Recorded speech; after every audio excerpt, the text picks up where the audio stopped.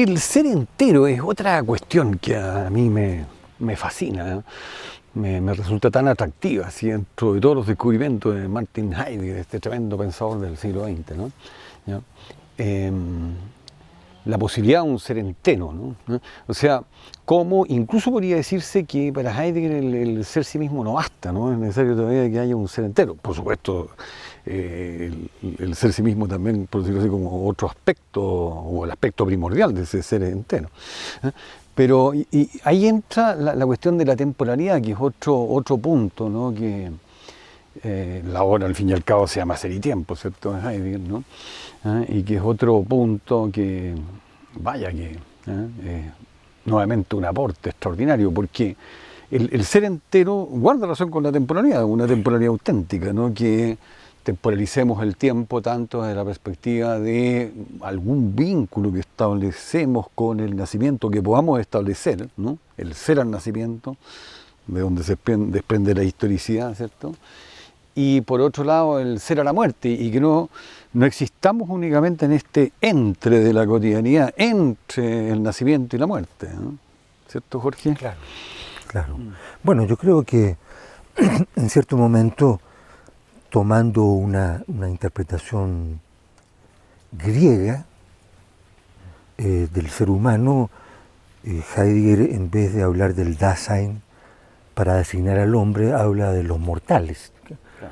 Por lo tanto, indica que la muerte está presente en nosotros de tal manera que nos vamos constituyendo a partir de ella.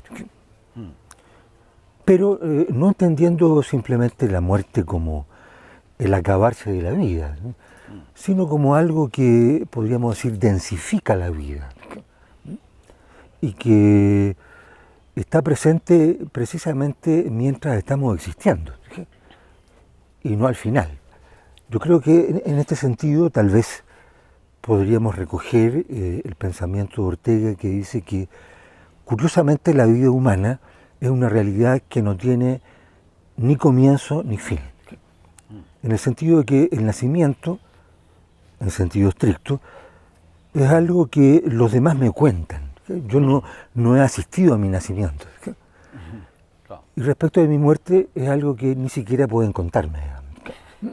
Tampoco asisto a ella. Como el principio de Epicuro, que mientras no muero, la muerte todavía no es, y una vez que ya estoy muerto, la vida, ya, o sea, la muerte tampoco es para mí. Claro, claro. Y por lo tanto hay que preocuparse, que sería lo distinto de Heidegger, en fin, ¿no? Que efectivamente hay que preocuparse del morir. Pero claro, no, por supuesto, de un modo, digamos, no deprimente o algo así, ¿no? Que te achaca, ¿no? Y no obstante tiene que ver igual con la angustia, ¿no? ¿Cierto?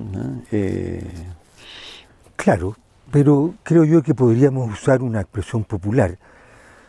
No habría que echarse a morir antes de tiempo. Claro.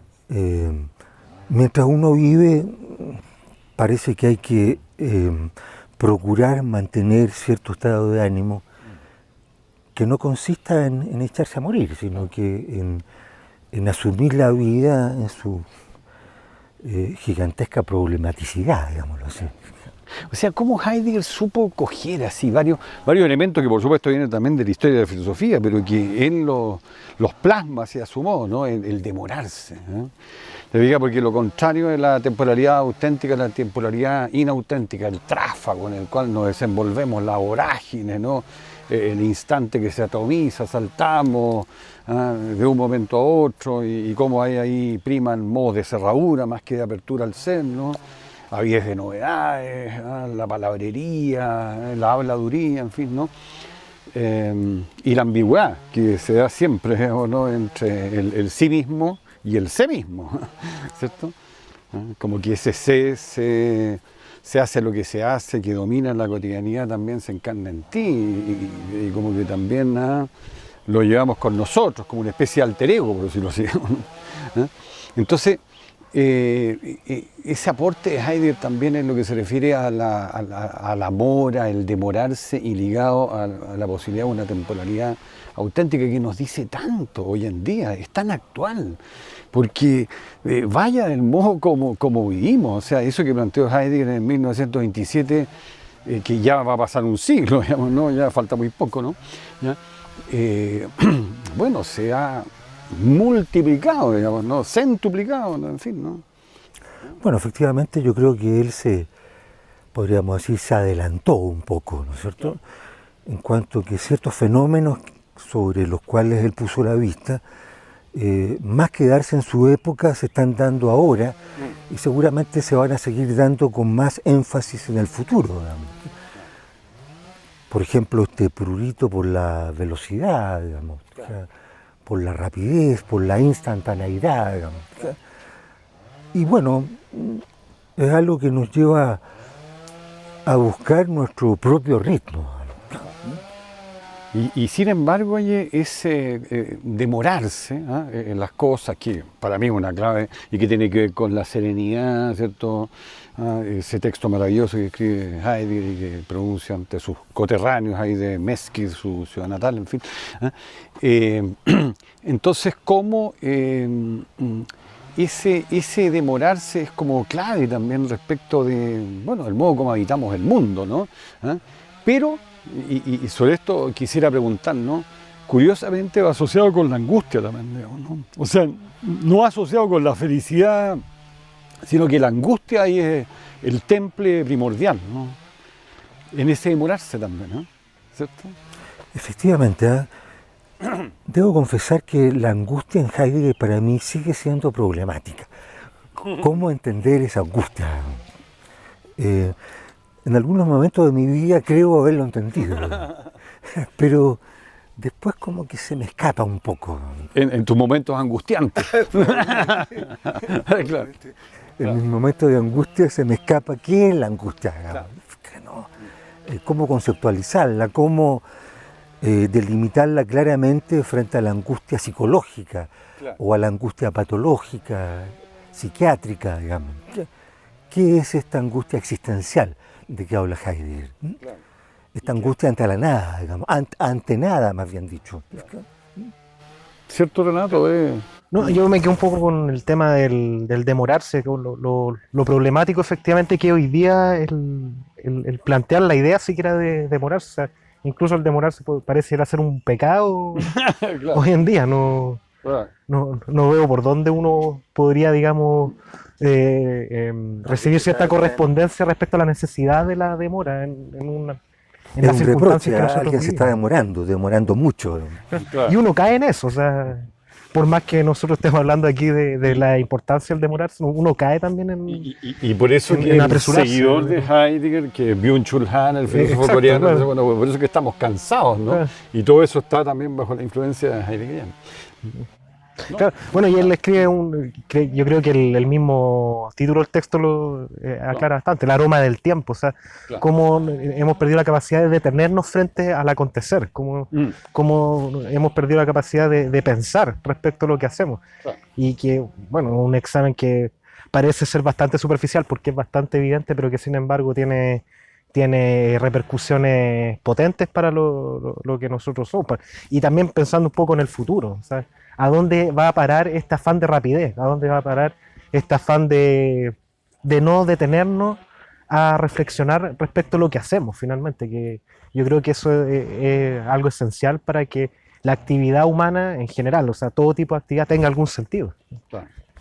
Pero digamos en todo caso que la angustia ante el ser y la nada, probablemente también respecto del sentido, ¿no? Todas esas cosas que nos angustian, ¿no? Tu sí mismo, tu futuro, la cercanía a la muerte, la enfermedad, en fin, bueno. Pero evitando siempre las especificaciones, ¿cierto? Por eso que estos ejemplos pueden ser un poco distorsionadores, porque es siempre como, por decirlo así, sin objeto, ¿cierto? Respecto a un no sé qué, que eso también es muy decidor en Heidegger, ¿no? Que no puedes precisarlo, ¿no? Y sin embargo estás angustiado, ¿no? Claro. Entonces, bueno, y esa conexión es bien interesante también, ¿cierto? Porque con Heidegger y con el anticipo de Kierkegaard, obviamente, que escribe un libro sobre el concepto de angustia, ¿cierto? ¿No? La angustia pasa a ser un temple filosófico primordial, digamos, ¿no? Y hay también la relación con la nada, ¿no? Porque es particularmente la nada, ¿no? ¿Cierto? Lo que te angustia, la nada de tus propias posibilidades, porque no es únicamente la nada que pueda venir con la muerte, ¿no? Entonces, bueno, y todo eso involucra la posibilidad de un ser entero. A lo mejor a algunos les puede desagradar, Jorge, ¿no? Que sea, qué sé yo, Heidegger un pensador de un ser total, ¿ah? Porque Ganzheim también se puede traducir así. De hecho, creo que es la traducción de Gao, ser total, ¿no? Creo que sí. Claro. Ser total, ser íntegro, pero íntegro tal vez nos llevaría un poquito a una perspectiva moral. ¿Eh? Tal vez lo mejor es decir ser entero, porque entero dice Rivera, creo, ¿no? Ser entero, sí. Claro. Pero igual a mí me resulta muy atractivo, ¿eh? Y si hay cuestionamientos que, además yo no los he escuchado, pero podría haberlo respecto a Heidegger en ese sentido, que es un ser total, un ser entero el ser humano, ¿eh? ¿Verdad? Sí. ¿Cómo no? Debe preocuparnos, ¿cierto? Yo diría, es parte de lo que es el sí mismo que te preocupes por la integridad, ¿no? Por llegar a ser entero. Pese a que en Heidegger siempre va a estar el fracaso, ¿eh? Ahí en eso, fíjate que también está la influencia de Jaspers, ¿eh? Lo del fracaso, el Scheitern, que habría un auténtico fracaso. Porque desde, qué sé yo, los parámetros del C, de la cotidianidad, claro, tu fracaso se lo mide únicamente en función de éxito, digamos, ¿no? O no.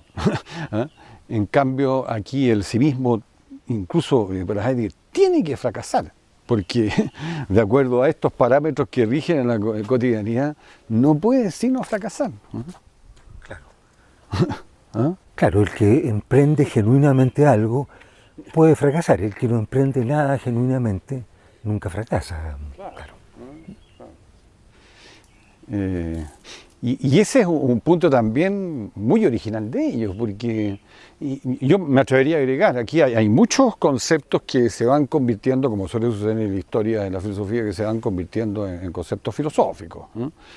Por ejemplo, qué sé yo, el juego en algún momento comenzó a hacerlo, incluso ya en Platón, ¿no? ¿Cierto? Hay pasajes en que Platón habla, digamos, ¿cierto?, de la relación que tiene lo lúdico con lo sacro, ¿no? O sea que también el sacerdote en sus ceremonias y qué sé yo, digamos, no está en una actitud lúdica, ¿eh? O Kierkegaard, la angustia, como muchos conceptos, o con Kierkegaard también, o Baudrillard después la seducción, ¿no? Y aquí, fíjate tú, el fracaso pasa a ser un concepto filosófico que a lo mejor antes estaba a media.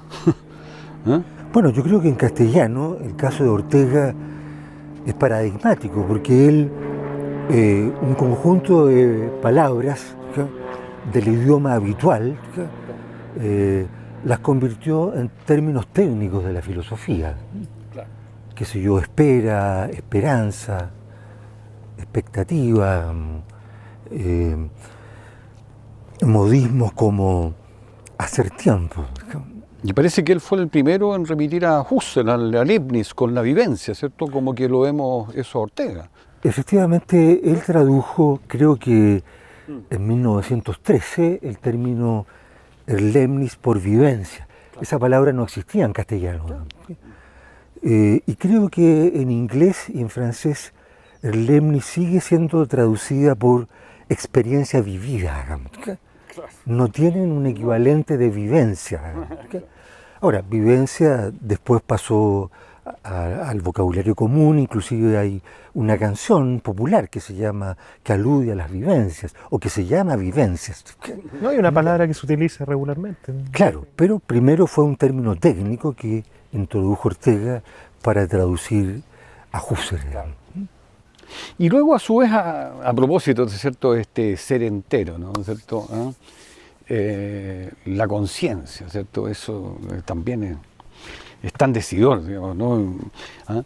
Que la conciencia llama a ser sí mismo, ¿no?, ¿cierto? Y que la conciencia, en cierto modo, es como ese llamado, y punto, es ese llamado, lo que hace es llamar. Y entonces, claro, tiene que, y ahí viene, porque este llamado es Ruf, que puede ser, yo lo traduciría así, Anruf, que llama a, entonces llama al Dasein que está ahí caído, ¿no?, en la cotidianidad, ¿cierto?, hacia la posibilidad de ser sí mismo, pero entonces también Aufruf, yo lo traduciría como invocación, porque se está invocando el sí mismo, ¿no? Entonces, muy atractivo eso en el sentido de que es, qué sé yo, como un eje con dos ángulos, así como un triángulo, ¿no? Desde el vértice, que es el Ruf, pero que es Anruf y Aufruf, al mismo tiempo.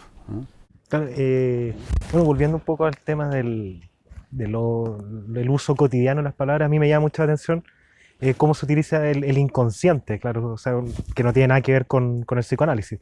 Cuando a una persona se dice que es un inconsciente, que tiene un poco que ver con, como yo lo interpreto, con el idiota de la palabra griega, o sea, el despreocupado de los asuntos públicos, pero aquí quizás, más allá de los asuntos públicos, el inconsciente como el que no se percata de ese llamado justamente que se hace mención. Pues. Claro. Que la inconsciencia en ese sentido tendría que ver con una, no sé si una incapacidad, una impotencia de darnos cuenta de que somos llamados por el ser, por la existencia, a tratar de, o a interpretar cuáles son esas dimensiones, digamos, dentro de las cuales podemos alcanzar podemos llegar a ser sí mismo, podemos alcanzar una autenticidad sin que, digamos, esto sea una promesa mesiánica, ¿no? De ninguna manera se trata de eso, pero sí de atender a ese llamado. Claro.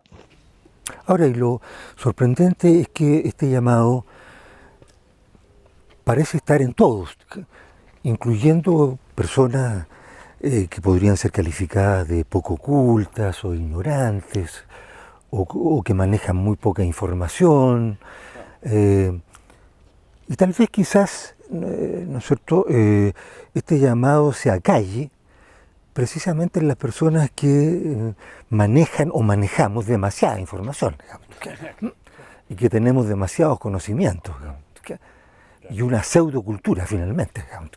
Sí, ahí entra otro tema que yo diría que también está como, no sé si más directa o indirectamente presente en Heidegger, que es como la sencillez. Indudablemente en Heidegger también hay una apelación a la sencillez, ¿cierto? Su cabaña Tottenberg, que es una humilde choza, ¿cierto? En la selva negra, en fin, bueno, toda su vida habla de eso, ¿no? De la sencillez, ¿no? Y el vínculo que tiene con la mismidad, entonces... También en esto, ¿no?, ¿cierto?, una clave, ¿no?, de cómo habitamos el mundo, ¿ya? Y cómo en definitiva, ¿cierto?, ese ser entero, que es como la parte como muy decisiva ahí de Ser y Tiempo, la segunda sección, digamos, ¿no?, pasa a ser todo como una Geschlossenheit, una apertura que recoge todo lo ganado hasta acá, pero, y eso también tiene una fuerza pero descomunal en Ser y Tiempo, ¿cierto?, ¿no? Pero todo así como un resumidero, así como que viene así la cascada ahora, ¿no? ¿Cierto? Se está armando la cascada, digamos, se está llegando al borde ahí del precipicio y va a caer todo esto, ¿no? Y que es la Entschlossenheit, ¿no? La resolución actual. Eso también, la verdad es que hay una clave ahí respecto del tema de la acción, ¿no?, que es extraordinaria. Claro. Y esta idea de la Entschlossenheit, de la resolución, también ha sido bastante malinterpretada, inclusive por discípulos de Heidegger, discípulos directos. Y yo creo que una vez más se comprueba que entender algo, por lo pronto pasa por un querer entenderlo. En ese sentido, dice Ortega en un lugar, que entender algo depende mucho más de la voluntad que del entendimiento. Si alguien no quiere entender, no lo va a entender, digamos. Y creo que Heidegger ha sido víctima de ese no querer entender en muchos casos. Somos poco racionales en ese sentido, porque quiero que prima, ¿eh? Entonces Schopenhauer diría, obviamente la voluntad, el querer, ¿no es cierto? Esa pugna también es muy interesante. ¿Qué es la cartografía antropológica? Sería desde la perspectiva, ¿cierto?, del ser humano volitivo, contradiciendo, obviamente, ¿no? Y contrastando, objetando al animal racional. Claro, objetándolo, yo creo que. Objetándolo, claro. Y muy radicalmente. Claro. Y con Claro, razón. Pero así hablar de un rechazo a la racionalidad ya. Claro. Ahí, Incluso Nietzsche va a hablar de la voluntad de verdad, o sea que toda búsqueda de la verdad es siempre voluntad de verdad, ¿no? Y un querer tener por verdad, ¿no? El Fürwahrhalten, que también lo va a tomar el propio Heidegger. Solo que respecto al tema de la verdad, bueno, ahí yo creo que ese es un descubrimiento realmente único de Heidegger, ese prácticamente como que no tiene antecedentes. Él mismo declara algunos antecedentes en Platón, en Aristóteles, ¿no? Esa identidad absoluta entre ser y verdad, ¿no? Claro. En Tomás de Aquino incluso. Bueno, efectivamente, él en algún momento se queja de que muchos lectores de Ser y Tiempo consideran que su gran aporte al tema de la verdad fue haber puesto en circulación de nuevo la palabra aletheia, desocultamiento. Y hasta ahí no más llegan. Sin tomar en cuenta de que ese recurrir a la idea de aletheia tiene repercusiones tremendas en todos los campos de la filosofía. Bueno, sin ir más lejos, podríamos hablar de la verdad de la existencia, que es esta decisión o Entschlossenheit. Bueno, esta verdad de la existencia no es como la antigua verdad de la proposición, que es en lo que se ha enfocado la filosofía a lo largo de toda su historia prácticamente, digamos. Entonces ya ese movimiento desde la proposición a la existencia, y más aún hacia el ser mismo, bueno, es una revolución gigantesca. Ahí no hay solo poner en circulación de nuevo la palabra aletheia y la idea de desocultamiento. Claro, fíjate que en esa conexión, porque esto también, digamos, no está en Jaspers, hay mucha coincidencia entre estos dos que fueron íntimos amigos, además, y bueno, desde el año 1920 por lo menos, 14 años hasta el 34, y después sigue una relación epistolar, pero nunca más se vieron, pero bueno. Y entonces en Jaspers relacionado con esto, ¿no? La verdad como Durchbruch, en una obra monumental que es Von der Wahr de la verdad, 1947, ¿no? O sea, como lo que irrumpe. Por poner un ejemplo, hace poco escuché un relato que realmente me ha impresionado muchísimo, ¿no? De alguien así como cercano a la familia, un conocido más bien en todo caso, ¿no? ¿Ya? Y que dice que está en su casa, oye, y de pronto comienza a sentir olor a humo, a quemado. Entonces comienza a revisar la cocina, si hay un incendio en la casa, ¿no? Mira por la ventana y ve que su papá está ya en el patio, digamos, ¿no? Y de repente comienza a borronearse hacia el papá. Hasta que, bueno, desaparece, digamos, ¿no? Y siempre con olor a humo, olor a quemado. Y bueno, despertó como, no sé, un mes después y estuvo en estado así, en coma por mucho tiempo.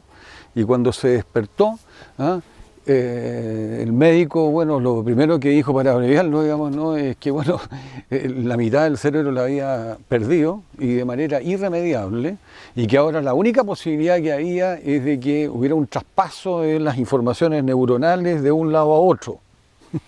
Una cosa así. Y el tipo, después de un año, qué sé yo, está casi normal. Pero entonces, la verdad del ser como lo que irrumpe. ¿Fíjate? Que es la verdad de todo y que muy ligado también al destino, y qué es lo que ocurre mañana, no lo sabemos, pero el futuro también es parte de una verdad que está en el ámbito de la posibilidad y que en algún momento advendrá el destino. Bueno, claro. Yo creo que respecto al destino, sí, efectivamente, podríamos decir, adviene desde el futuro, pero está prefigurado por el pasado. De ahí la tremenda importancia de la historicidad y la imposibilidad de un partir desde cero, lo ilusorio que es eso, digamos, lo engañoso que es eso. Ahí hay toda una trampa. Digamos. Y es muy tentador también, bueno, esa idea de partir de cero. Claro, claro. en política, Y muchas personas que dicen yo me he reinventado, como diciendo, bueno, estoy partiendo de cero. No, nadie parte de cero. Ya Adán fue Adán, digamos. Ninguno de nosotros puede ser adánico de nuevo, digamos.